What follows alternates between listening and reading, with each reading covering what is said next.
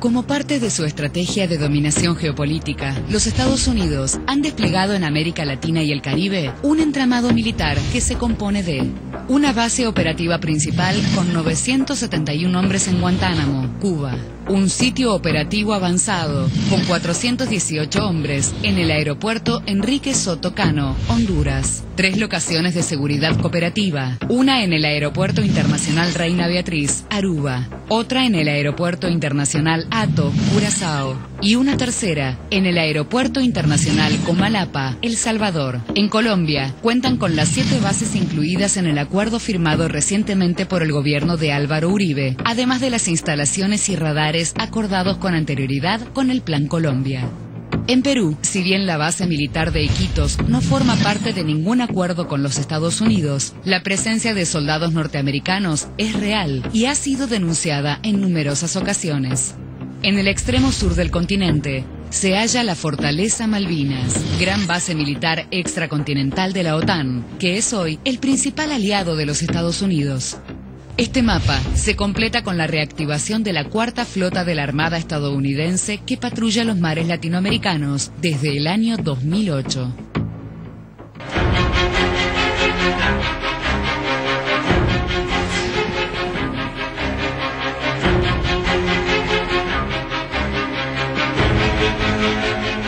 Bueno, muy buenas noches.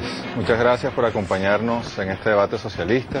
Hoy es domingo 1 de agosto de 2010 y como veían en la introducción, vamos a referirnos a lo que es la restauración de la hegemonía militar estadounidense y por supuesto política y comercial, la intención de restauración en un momento en el cual en nuestro continente han surgido a partir de 1998-99 opciones para construir de una manera distinta las relaciones humanas, las relaciones de producción y para poder entre nosotros en el sur poder desarrollar nuestras propias vidas, nuestros propios programas para poder dar la batalla de la vida, la batalla de la paz. Sin embargo, desde los Estados Unidos, a pesar que ya no está el señor Bush en el poder, desde el año 2008 viene incrementándose la presencia militar.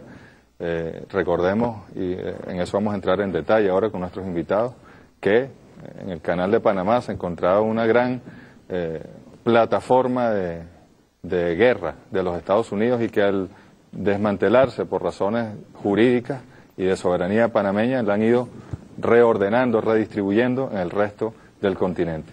Y por supuesto, nuestro vecino principal, nuestro hermano pueblo colombiano, es la víctima mayor de todo este proceso y en su territorio hay bases militares, su gobierno no hace sino representar los intereses del imperio y, para colmo, amenaza a otros países. A Ecuador ya fue bombardeado por un avión, digamos, de la Fuerza Armada colombiana, posiblemente estadounidense, y amenazan a nuestro territorio, a nuestra soberanía, en un momento como este, cuando ya está por entregar el poder ese personaje que pasará a la historia como un mal recuerdo, Álvaro Uribe Vélez. Nos acompañan para hablar de estos temas, aquí los voy a presentar de izquierda a derecha, Miguel Ángel Pérez Pirela, la profesora Judith Valencia y Sergio Rodríguez. Ambos están, o los tres, están con nosotros más que como académicos y como estudiosos, como militantes, que quieren formar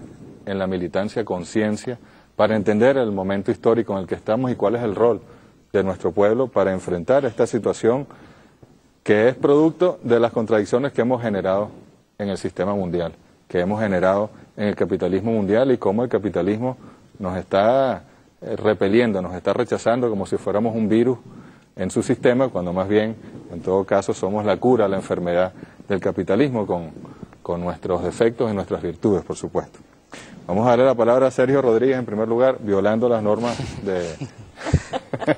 porque está Judith Valencia acá, pero yo estaba viendo ese mapa, que incluso está incompleto, sí, y pensaba en toda la teoría que tú vienes desarrollando sobre la presencia militar de Estados Unidos, y es una buena introducción para entrar en este debate, Sergio.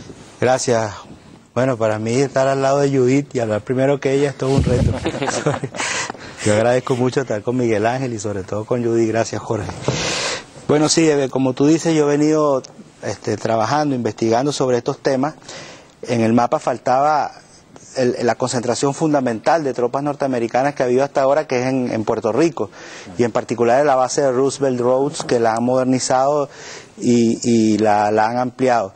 También faltó decir que están preparando un gigantesco despliegue naval en Costa Rica, de manera que podemos observar el mapa y ver cómo esta reestructuración ya se ha hecho bastante amplia. Ahora, lo que tenemos que entender es que esto no responde a un hecho de coyuntura, sino que esto responde precisamente a lo que tú decías al comienzo, a una restauración de la hegemonía estadounidense dañada después de la salida de las tropas de la zona del Canal de Panamá.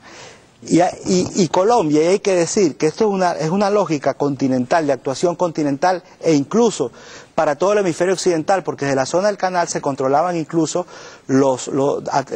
había los controles de los satélites que operaban en todo el hemisferio occidental. Y hay que decir que en el año 96 había profundas contradicciones entre el gobierno colombiano y el gobierno de Estados Unidos, a tal punto que se le retiró la visa al presidente Samper, y antes incluso Colombia fue nominado como país que no colaboraba con Estados Unidos en la lucha contra las drogas, y eso significó que le retiraran la ayuda bilateral, que disminuyera la ayuda bilateral y que además fuera sindicado ante los organismos internacionales para no recibir ayuda financiera. Entonces, ¿qué ocurre? Estamos hablando de un país que en ese momento tenía contradicciones, el gobierno tenía contradicciones. ¿Qué ocurre con posterioridad? Que esa situación cambia y que Colombia se transforma, en medio de todo este mapa que se mostraba, Colombia se transforma en el portaavión principal de la agresión de Estados Unidos para el continente. ¿Y cuál es el instrumento que utilizan para cambiar esa situación? Y ese es precisamente el Plan Colombia. Pero el Plan Colombia necesitaba de otro liderazgo, porque el liderazgo liberal conservador de la oligarquía colombiana, que además debemos decir que ha sido el liderazgo oligárquico más exitoso en América Latina, a tal punto que desde la independencia hasta apenas 8 años, siempre gobernaron liberales y conservadores, y ese liderazgo estaba debilitado, y necesitaban construir ese liderazgo sobre otras condiciones, y esas otras condiciones eran precisamente Álvaro Uribe Vélez, con una serie de características que lo hacían absolutamente controlable por Estados Unidos. Esas características fundamentales son que tenía un expediente abierto en el FBI por narcotraficantes, y que sus vínculos con el paramilitarismo también son conocidos por toda la sociedad colombiana a través de toda su actuación como gobernador en Antioquia, como creador de estas organizaciones Convivir, que es la cuna del paramilitarismo. Entonces, un personaje que Estados Unidos le maneja un expediente como paramilitar, un expediente como narcotraficante, evidentemente era un personaje manipulable para la lógica que Estados Unidos necesitaba implementar en el continente. Claro, pero fíjate, antes de darle la palabra a Judith, que ahora sí le corresponde, vamos a ver un material, el video número 3, para tratar de entender un poco el porqué de esa presencia militar en nuestro continente. Adelante.